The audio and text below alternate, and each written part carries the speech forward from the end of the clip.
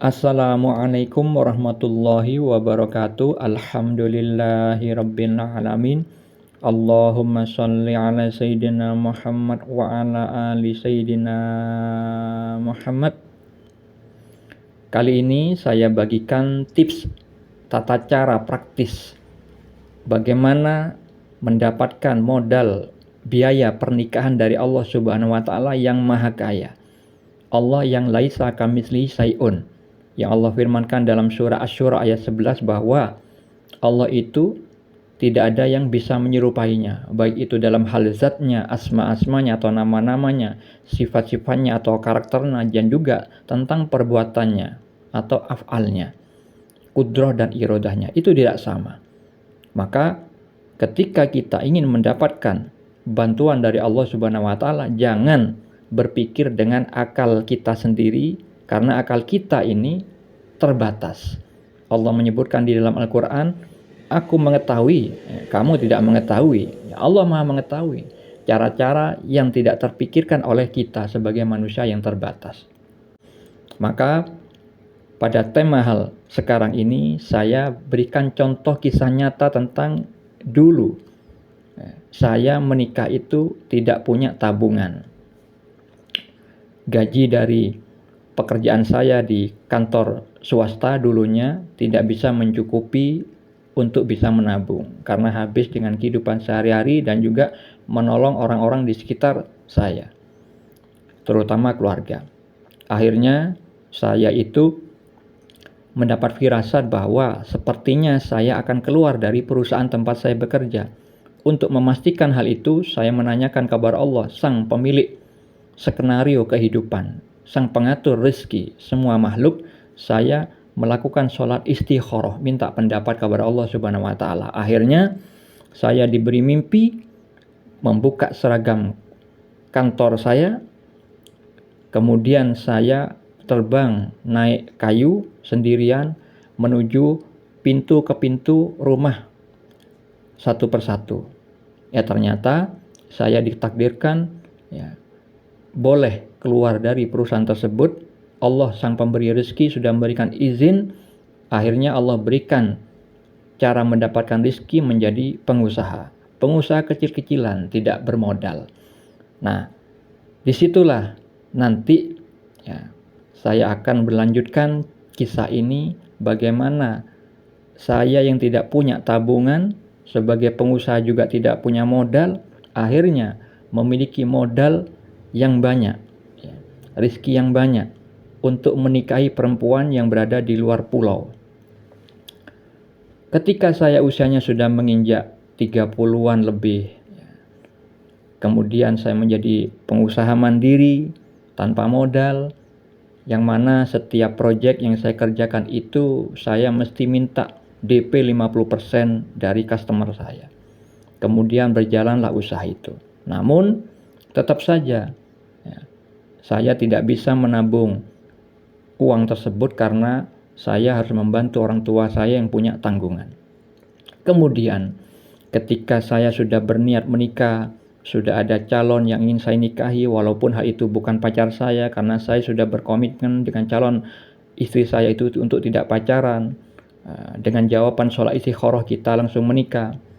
Nah, ketika sudah ada niat pernikahan, tiba-tiba Allah memberikan takdir, yang mana hal itu Allah berikan ujian berupa adanya kesulitan tentang orang yang saya kenal itu memiliki hutang sebanyak 30 juta lebih. Nah, akhirnya saya menangkap hal itu, bahwa itu adalah syarat, satu sarana bagi saya untuk beribadah kepada Allah, yang mana Allah itu menciptakan jin manusia untuk beribadah kepadanya, seperti yang Allah firmankan di dalam surat Az-Zariyat ayat 56. Allah Ta'ala berfirman, dan aku tidak menciptakan jin dan manusia melainkan supaya mereka beribadah kepadaku. Nah, ibadah itu tidak hanya berupa sholat, puasa, zakat, haji dan umroh jika mampu. Tidak hanya sebatas itu, melainkan seluruh gerak diam kita itu adalah ibadah. Begitu juga yang Allah hadirkan ujian-ujian berupa masalah, baik itu tentang kebaikan maupun keburukan, itu adalah ujian sarana beribadah kepada Allah. Karena Allah itu pasti menguji kita. Seperti yang Allah firmankan di dalam surat Al-Ankabut ayat 2, Allah Ta'ala berfirman, apakah manusia itu mengira bahwa mereka dibiarkan saja, mengatakan, kami telah beriman, sedang mereka tidak diuji lagi? Nah, jadi orang beriman itu tidak hanya dengan ucapan di lisan, tapi bukti. Bukti orang itu beriman setelah berhasil lolos menghadapi ujian kebaikan maupun keburukan yang Allah datangkan. Allah Ta'ala berfirman di dalam surat Al-Anbiya ayat 35, setiap yang bernyawa akan merasakan mati. Kami akan menguji kamu dengan keburukan dan kebaikan sebagai cobaan. Dan kamu akan dikembalikan hanya kepada kami. Jadi ujian kita itu pasti materinya berupa kebaikan dan keburukan. Nah, saya di saat itu dihadapkan kepada permasalahan yang dialami orang yang mengalami hutang yang sangat banyak. Akhirnya karena saya menangkap itu adalah ujian dari Allah Subhanahu wa Ta'ala, saya menyanggupi hal itu dengan bertahap cara membantunya. Setiap proyek saya kirimkan beberapa juta, proyek dapat lagi saya kirimkan beberapa juta. Nah, akhirnya lunas hutang seseorang tersebut 30 juta lebih. Nah, akhirnya hal yang tidak saya harapkan bahwa Allah akan membalas lebih. Ternyata Allah berikan balasan tersebut. Ujian yang Allah nampakkan kepada kita, lalu saya tangkap, saya kerjakan proyek amal yang Allah hadirkan itu, Allah dengan cara yang tidak diduga-duga memberikan saya suatu proyek yang omsetnya itu, ya, penghasilan kotor itu sejumlah 300 juta lebih.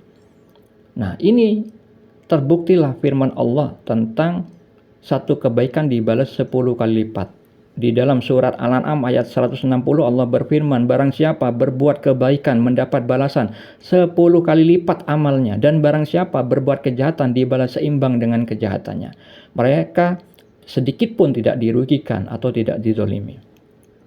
Jadi Allah membuktikan firman-Nya bahwa orang berbuat satu kebaikan dibalas 10 kali lipat. Walaupun di surat Al-Baqarah ayat 261 itu ada kalanya Allah membalas 700 kali lipat. Namun di saat itu saya mendapat janjinya seperti firman Allah dalam surat Al-An'am ayat 160.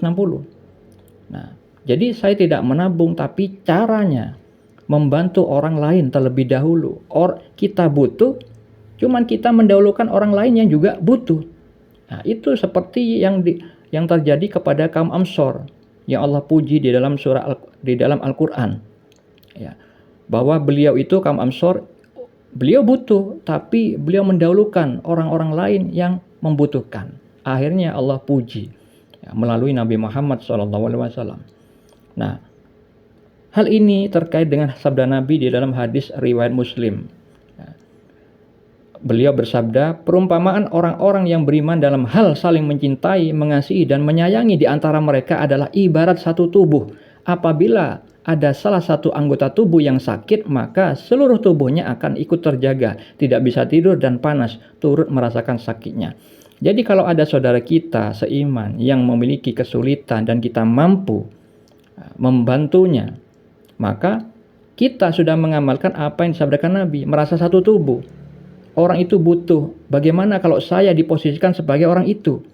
Butuh uang tapi nggak punya jalan lain. Nah, saya diberi kemampuan oleh Allah untuk membantunya.